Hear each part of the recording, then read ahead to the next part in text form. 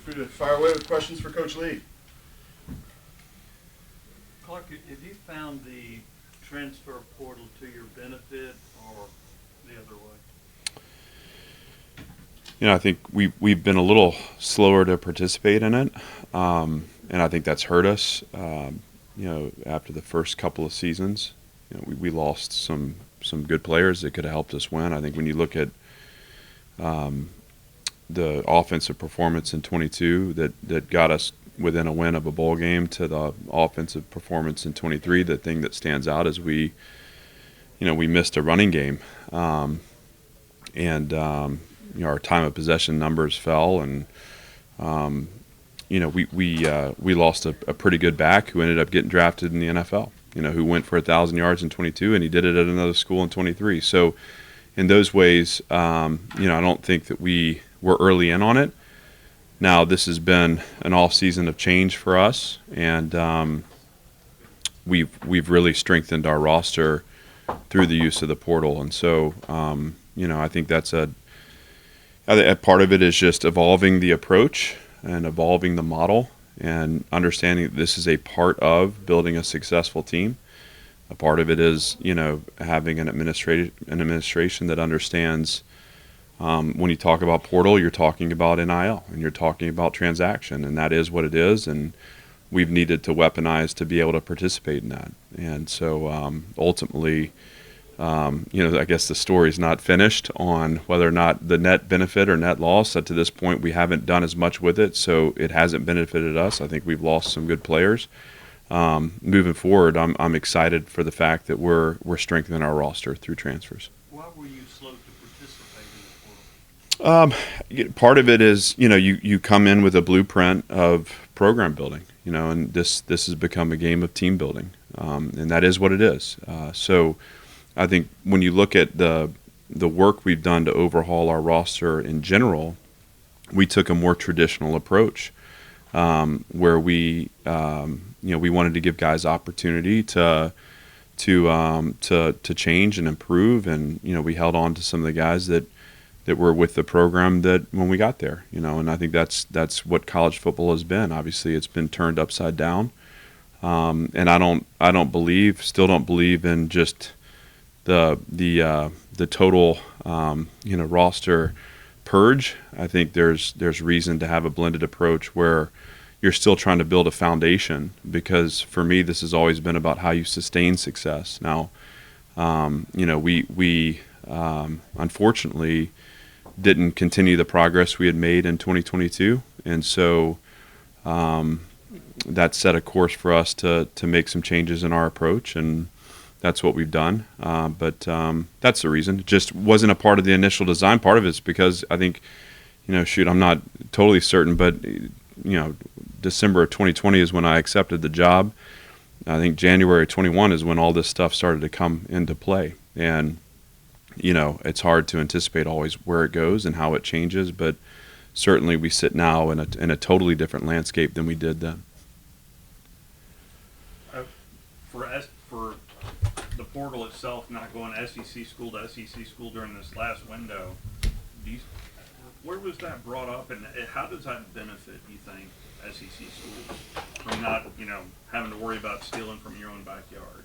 Well, this is the best league, and we know that, and we realize as a conference and as coaches in our conference that that many of the players on our rosters, want to play in this league, and so it allows for a little bit of stability through a second portal window, because again, you don't have the option to go to another SEC school, but in the end, there's enough exposure there in general and enough option for a player that they're not limited in their ability to transfer. It's just this second window, which is particularly challenging as you head into the summer and really prepare for the season.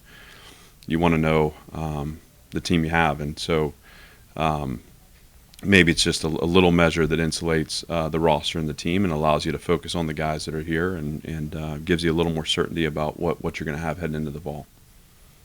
How difficult is the month of December to deal with as a head coach? Did you say difficult? Yes. It's something that we're addressing in our profession. it's the combination of a lot of things. And I think in our sport, you're also dealing with postseason, conference championships, playoff, bowl games. All those things are, a priority to your universities, your programs, the players that have given so much to the journey. And on top of that, you're concluding, obviously, your high school recruiting cycle. On top of that, you're opening up a portal window for players to transfer. And no matter how, it doesn't matter if you're going to a bowl game or not, or how the season went.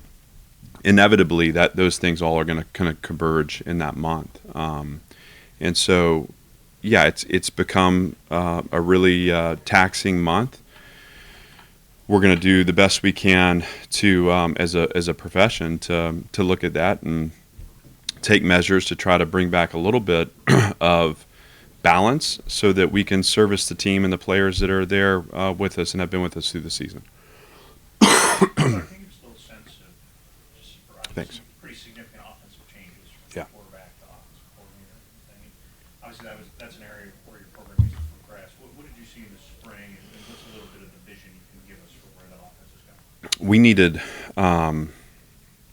again, walking off the field at Tennessee, it was the only thing I knew that was truth was that we had to change moving forward. And I think change means a lot of things. To be a better team, you have to have better players, and that means that you're doing a better job of developing the roster you have. And so we addressed strength and conditioning as an area that needed to improve. Our systems have to be in service of our mission. And like I mentioned earlier, the absence of a run game really hurt our chances to maintain possession and to really move the ball when we needed to move the ball and shorten the game at times. That's a part of our formula right now. And so I wanted to find someone who has run a system that can establish a run game. That was important. Game control drives where you're looking at time of possession and drives that finish with a touchdown was another measure I used. A quarterback-friendly system. I wanted to see signals and signs of an explosive passing game. And then, a system that plays mistake-free. And, Tim Beck's offense really measured well in all those categories. And obviously the most glaring aspect of our performance a year ago was we turned the ball over a ton. And there was a 3-game stretch where, we turned the ball over 10 times, 4 of which went back for touchdowns. So that's not a formula for any team to win, but certainly where we are right now as a program and where we need to be, that can't be a part of what we do moving forward. So all of that was factored in. And again, I when you look at we go from 21 at 2-10 to 22, we're 5-7 and on the doorstep of a bowl bid. And I felt like we gave up some of that ground we had taken in 23, but to look at it, how it delivers us to where we are now, I feel really good about, where the team is, the depth on the roster. I felt like we were able to fight to retain some important parts in December. I thought we were able to add to that, particularly on defense, heading into the spring. And then, we've used this second window to weaponize offensively, and the changes in the weight room and changes in our offensive systems is going to serve our mission. And so as disappointing as last fall was, it gave way to necessary changes that put us in better position and give us a little better footing on what we want to accomplish. Vanderbilt has had significant investments in facilities, historically, approaching $1 billion.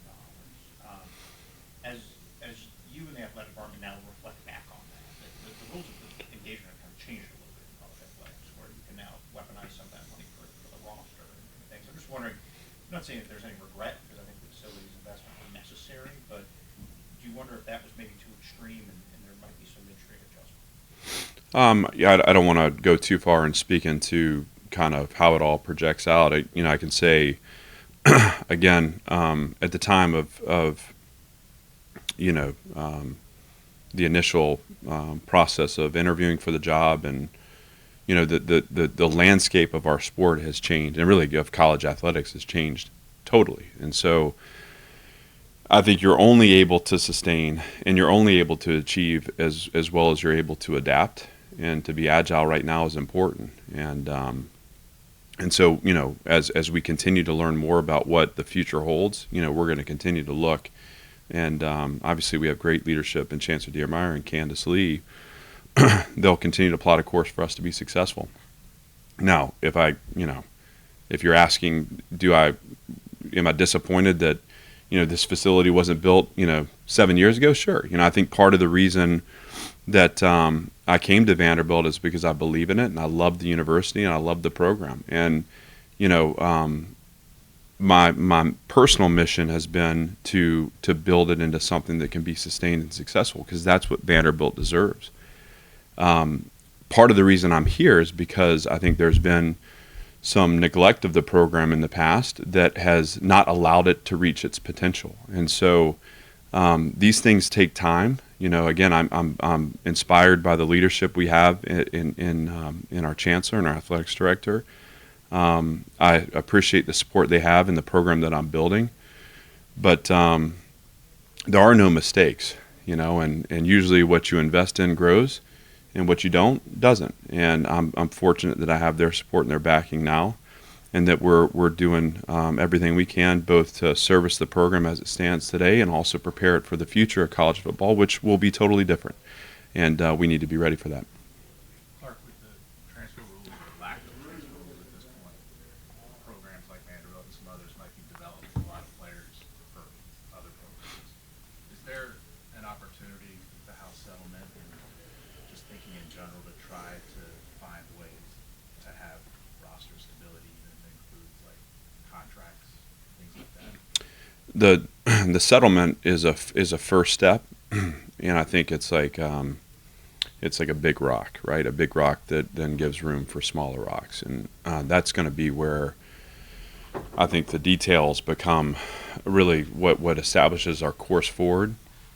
So employment isn't a part of this settlement. That hasn't been addressed in it, and I know Commissioner spoke on this yesterday. I mean, that's not a place that I'll go, because that's something that is being handled at leadership levels. I think ultimately we all want something that gives us a little better an ability to service the players and the teams that we have. And this is not about convenience for me or convenience for coaches. It's about the ability to deliver an experience that over time can be life-changing and transformative. And we don't know the long-term ripple effects of the changes that have already taken place. We'll find those out in the next 5 or 10 years as we see the ripple of some guys that will have gone to 4 different schools.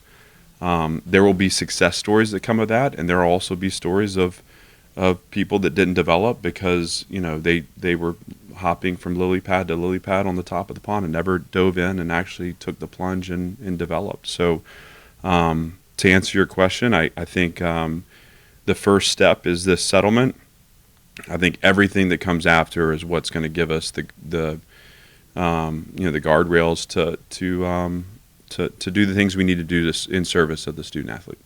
Are you anxious, Clark, to hear what the rules are? I mean, basic things like the size of your roster and how I think I enjoy these meetings. I always enjoy being in the room with my peers. I think there's always interesting conversation, and obviously to hear from Commissioner and all that stuff is something I look forward to. I think this year in particular, there's a lot to discuss, and so yes, I want to, as long as I'm able to serve in the role, I want to be a great conduit to Vanderbilt, certainly, and the success at Vanderbilt, but also just to be in service of the game and in our profession and how we continue to build community and leadership within our programs. And so I feel honored and privileged to be in these discussions, and I don't take it lightly. And so it'll be a couple days of hard work, but there's a talented group of men that are going to be in spirited discussion about how we move forward. I think that's what we need right now, and I think that's I'm excited to be a part of it. What have you heard about the potential scholarship, the roster size and everything? And could lead to more competitive balance, more level playing field, or could lead to less level playing field? What I've heard is that everything that I've heard is not to be trusted. No, I mean, I think that all that stuff's to be determined. And I want to know a little more about all of it. You know, I mean, I think to speak on it now or to share an opinion now is irresponsible. I mean, I want to learn about everything that's going on before I shape an opinion. And we come out of a room united in what that looks like for us, or what we're going to ask for, or what we were looking for. But I don't think anything has been established as a hard line, and I think there's a lot of speculation out right now that I'm not really paying attention to. Anything else? How harder is it to be a head coach today than even when you took the job, as you mentioned, Coach? There are challenges, but God, is that not the fun of it? So I'm not going to ever complain about being a head coach. This is a dream of mine, and you know, to sit with the backdrop of SEC behind me and to think about everything that I get to do, that's where I focus my energy. I got a team that's training right now back in Nashville. I'm excited to get back with them and go to work. And so I believe challenges in life are meant for us, and you know, it's an exciting time to be a head coach. And so yeah, let's have a great week and see where we're at on the back end of it, but keep charging forward, because this game is worth it. And it's given us so many great men and women and people that have come together to solve problems. It'll continue to do that. We need to fight for the game and make sure that we're doing everything we can to set it up.